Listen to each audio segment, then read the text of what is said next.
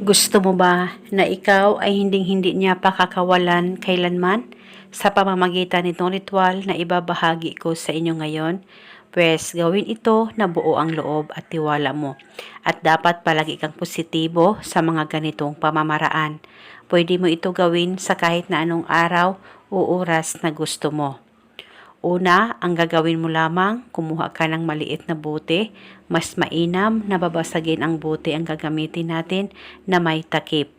At pagkatapos nito, lagyan mo lamang ang bote ng kalahati po sa pabango mo. Kahit anong pabango na meron ka ay pwedeng gamitin, basta maglagay ka sa maliit na bote ng kalahating pabango. At pagkatapos, kumuha ka ng papel at panulat. Isulat sa papel ang kanyang tunay na pangalan at apelido ng 3 beses. At sa ibaba, isulat mo ang pangalan at apelido mo ng 3 beses rin. At nang masulat mo na ito, ay i-roll ang papel at pagkatapos mo nang ma-roll ito, kumuha ka ng pula na pantali, pula na ribbon, pula na thread o pula na sinulid ay pwedeng gamitin.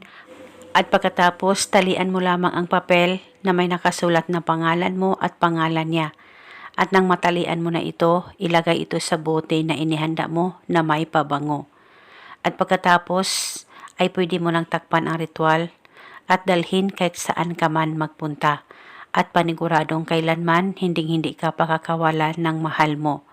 At wala na po kayong kailangan pang banggitin o ibulong na spell, basta gawin itong ritual na tama ang pagkagawa mo. At itago o dalhin itong ritual pang matagalan. Dahil isa itong gabay para kailanman hindi ka pakakawalan ng mahal mo at habang buhay magmamahalan kayo ng partner mo. Malayo o malapit man kayong dalawa sa isa't isa. Basta hilingin ng buong puso at manalangin ng taimtim sa ating maikapal. At ito muna sa ngayon, maraming salamat po sa panonood. May God bless us all.